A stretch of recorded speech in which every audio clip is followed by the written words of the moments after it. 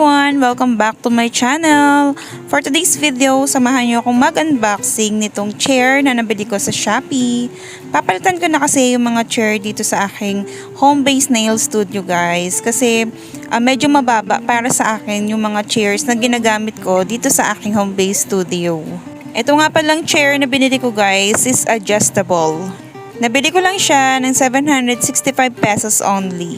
Hindi ko na nga pala inantay si Daddy Jeter kasi siya dapat ang mag-assemble nitong upuan. And dahil mabilis lang naman siya at madali lang naman siyang i-assemble, kaya ako na yung gumawa. Isa nga lang pala muna yung chair na in-order namin kasi i-check pa namin ni Daddy Jet yung quality nitong upuan na to. Color white nga pala yung pinili ko na color dahil ang theme ng aking nail studio is pink and white.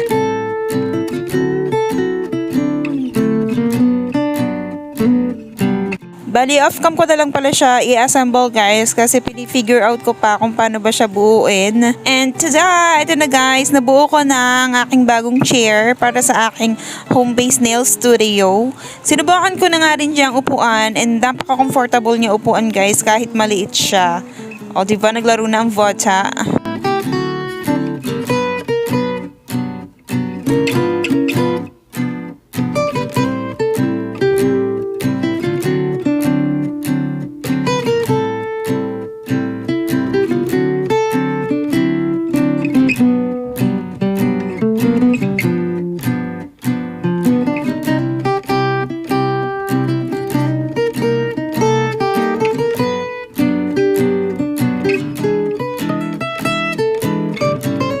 Ito ang in-order namin na chair guys is pan sa akin muna dahil ako talaga yung nahihirapan dito sa aking upuan. Dahil yung table namin is pinalitan nga na medyo mataas na siya.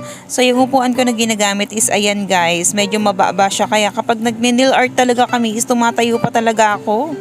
Para sa akin guys is pasok naman yung quality at napaka-comfortable naman niya upuan. Kaya bibili pa kami ng isa para naman sa aking client.